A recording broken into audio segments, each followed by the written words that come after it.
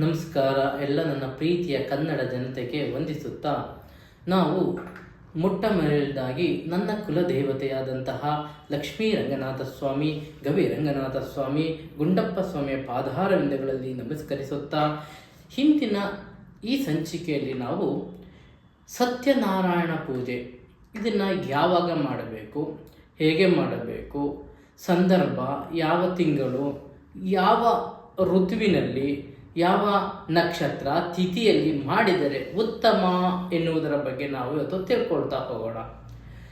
ನಿಮಗೆ ಎಲ್ಲರಿಗೂ ಗೊತ್ತಿದೆ, ಪೂಜೆ ಮಾಡೋದಕ್ಕೆ ಪರ್ಟಿಕ್ಯುಲರ್ ಇದೇ ಟೈಮು ಅಂತ ಎಲ್ಲೂ ಇಲ್ಲ. ಪೂಜೆಗೆ ಹೋದಾಗ ನಕ್ಷತ್ರ ತಿಥಿಯನ್ನು ನೋಡಬೇಡಿ. ದಯಮಾಡಿ ಪೂಜೆಯನ್ನು ಭಕ್ತಿಯಿಂದ ಮಾಡಿ.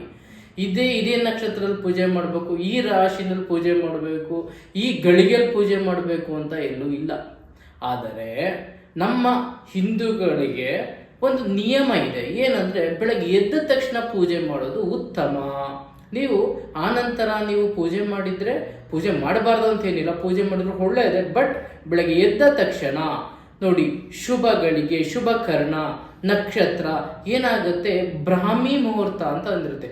ಸೂರ್ಯ ಉದಯಕ್ಕೆ 45 ನಿಮಿಷ ಹಿಂದೆ ಬಂದು ನಿಮಗೆ ಬ್ರಾಹ್ಮಿ ಮುಹೂರ್ತ ಬರುತ್ತೆ. ಈ ಮುಹೂರ್ತದಲ್ಲಿ ಅತಿ ಹೆಚ್ಚು ಪೂಜೆಗಳನ್ನ ನಮ್ಮ ಜನಗಳು ಅವತ್ತಿನಿಂದ ಪೂರ್ವಜರಿಂದನೂ ಮಾಡ್ಕೊಂಡ್ಬಂದಿದ್ದಾರೆ, ಇಂದಿನಿಂದನೂ ಮಾಡ್ಕೊಂಡ್ಬಂದಿದ್ದಾರೆ. 500 ವರ್ಷಗಳ 1000 ವರ್ಷಗಳ ಹಿಂದಿನ ಇತಿಹಾಸ ಇದೆ ಇದಕ್ಕೆ.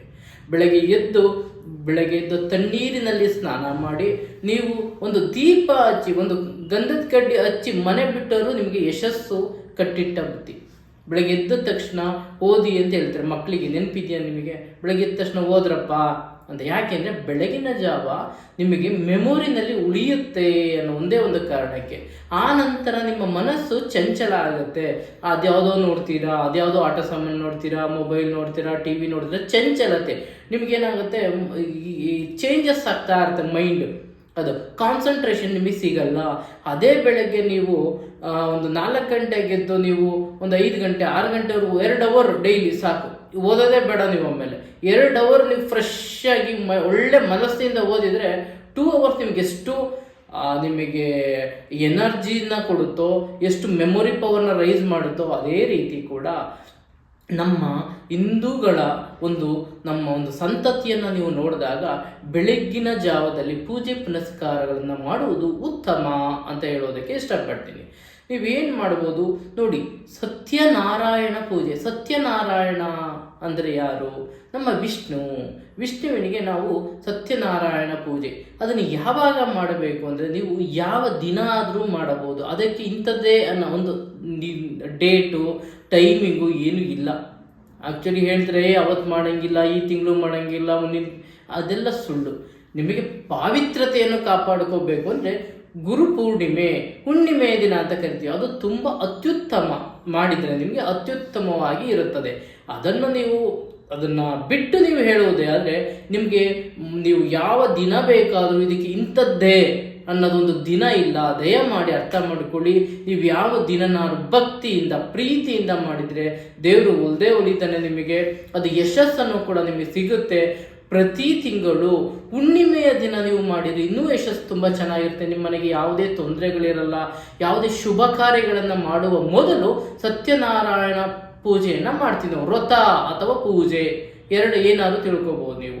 ಈಗ ಸತ್ಯನಾರಾಯಣ ಪೂಜೆಯನ್ನು ನೀವು ಯಾವುದೋ ಒಂದು ಗೃಹ ಪ್ರವೇಶ ಮಾಡ್ತೀವಿ ಅಂದರೆ ಶುಭ ಸಮಾರಂಭಕ್ಕೆ ಸತ್ಯನಾರಾಯಣ ಪೂಜೆಯನ್ನು ಮಾಡಿ ಗೃಹ ಪ್ರವೇಶ ಮಾಡ್ತೀವಿ. ಈ ಕೆಲವೊಂದು ಕಡೆ ಮದುವೆಗೆ ಮೊದಲು ಸತ್ಯನಾರಾಯಣ ಪೂಜೆಯನ್ನು ಕೂಡ ಮಾಡ್ತಾರೆ. ಯಾಕೆ? ಶುಭ, ಯಾವುದೇ ಕಂಟಕಗಳು ಬರಬಾರ್ದು, ಯಾವುದೇ ದುಸ್ವಪ್ನಗಳು ಬರಬಾರ್ದು, ಯಾವುದೇ ತಂಟೆ ತಕರಾರುಗಳು ಬರಬಾರ್ದು ಅಂತ ಶುಭ ಕಾರ್ಯಕ್ಕೆ ಮೊದಲು ಮಾಡ್ತೀವಿ. ನಮ್ಮ ಒಂದು ರಾಜ್ಯವನ್ನು ಬಿಟ್ಟು ಬೇರೆ ರಾಜ್ಯವನ್ನು ನಾವು ನೋಡ್ತಾ ಹೋದರೆ ಸತ್ಯನಾರಾಯಣ ಪೂಜೆಯನ್ನು ಸಾವಿನ ನಂತರನೂ ಕೂಡ ಮಾಡ್ತಾರೆ. ಸಾವು ಬಂದಾಗ ನಾವು ಸೂತಕ ಅಂತ ಕರಿತೀವಿ. ಸೂತಕ ಅವರು ಸಾವಾದ ಮೇಲೆ ಆ ಮನೆಯ ಸೂತಕದ ಛಾಯೆ ಹೋದ ಮೇಲೆ ಆ ಮನೆಗೆ ಯಾವುದು ಕೆಡುಕುಗಳು ಆಗಬಾರದೆಂದು ಸತ್ಯನಾರಾಯಣ ಪೂಜೆಯನ್ನು ಮಾಡುತ್ತಾರೆ. ಅದು ಈವಾಗಲೂ ಇದೆ, ಅಟ್ ಪ್ರೆಸೆಂಟ್ ನಡೀತಾ ಇದೆ ನಮ್ಮ ಪ್ರಪಂಚದಲ್ಲಿ.